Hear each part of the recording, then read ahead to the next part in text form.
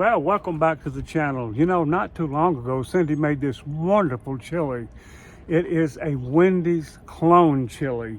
I got the recipe at the very end of this video, and she put this thing together, and it's absolutely wonderful. I hope you watch this video. Instead of just letting that video sit there, I decided to put it back here again for you to see how she made this incredibly wonderful chili.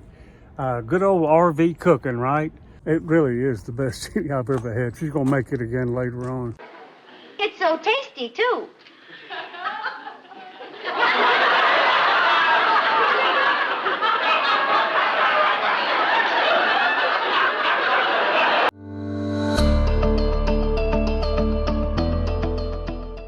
If you live in an RV, we kind of feel like we're limited. Tried different cooking machinery and equipment and just haven't found anything that I'm just crazy about. Had a neighbor recently and she had a stove like this and she was out there cooking a pot of soup. Well, my experience with gas stoves outside has been they don't have enough power to cook a big pot of soup. So we decided to try one, and today we went and bought the Camp Chef Explorer. It has 2 burners. We've got it hooked up to the propane tank on the RV, and we're going to try to cook some chili. This chili is Wendy chili recipe that someone made up. I used to love Wendy's chili. Haven't had it in years, but this, at the time we were eating it and we got this recipe, we found this even better. So I'm going to give it a go today and just sprayed a little bit bottom of my pan because this is an old pan. This chili with 2 pounds of ground beef, 85-15. Well, I bought the 90-10 today because I'm going to cook outside. I won't be draining it, and I think that'll work just as well, maybe even better. So this is 2 pounds. I'm gonna put it in here and let it get browned up and then go from there. We'll probably work on adjusting the temperature. Don't really know how this heats up, this burner here. And hopefully we'll end up with a meal that's not burned to a crisp. Okay, looks like it's heating up very nicely. Really excited about this. I've got everything measured out here. We have bell pepper, 1 bell pepper, 1 yellow onion, 2 stalks of celery, and 1 jalapeno seeded. I coarse chop everything because I like to taste and feel the vegetables in the chili. If you like it where the vegetables don't stand out so much, you can chop them up finer, but this is all coarse grind. A can of kidney beans, a can of tomato puree, a can of pinto beans, and a can of diced tomatoes. Spices, let's see, it's 1/4 a cup chili powder, a tablespoon of cumin, a teaspoon of pepper, and it's supposed to be 2 teaspoons of salt, but I don't like to oversalt, so I always cut the salt in half and add it after we finish the meal or finish cooking.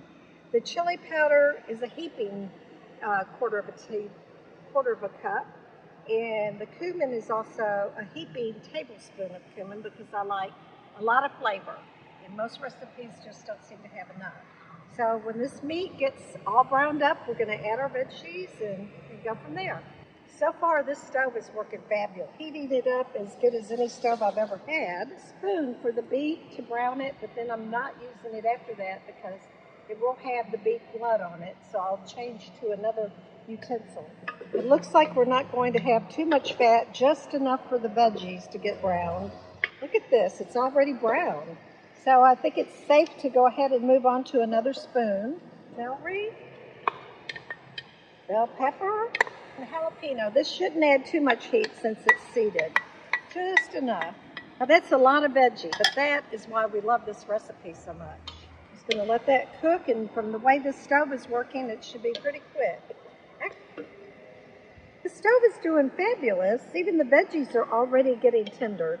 I'd be cooking this for 20 minutes in the house. Gas stove, electric stove, it's never cooked this fast. All right, the meat is all browned and the veggies are all tender. So we're gonna put the dry ingredients in. I like to mix all the dry ingredients in and cook them into the meat a little bit before adding the wet ingredients. It just seems like it has a better flavor. So, there we go. Let's get that all stirred in and just let it cook together for a few minutes. We do need smell-o-vision. This smells fabulous already. I've cooked chili all my life, tried so many recipes and had a lot of really good ones. This is the best. Okay. All right, now we're going to add the wet ingredients. We don't drain the beans, so they good flavor in the juice. Definitely, we don't want to waste that. And when I finish this, putting everything.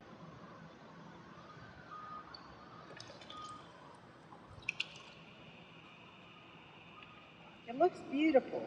You can see all the different colors in there, the green and the white and the red. It looks beautiful. And I'm going to get some water to put in these cans. So this is a cup of water from the Berkey. We use our Berkey water for everything.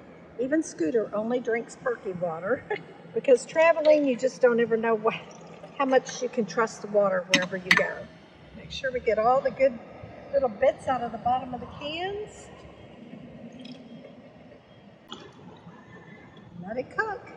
We could eat it right now, but the longer that it cooks, I think the better it's going to be. So I'm going to cook it about an hour before we eat it.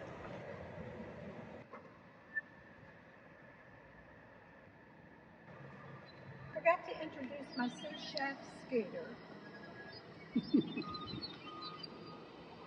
Well, it's been cooking and it's come to a boil with the lid on it. And better than some scoops to go with it.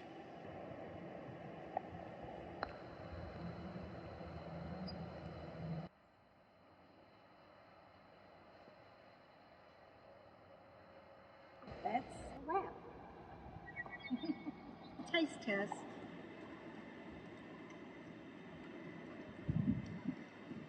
Wow. I think we did right not using all the salt. Bon appetit.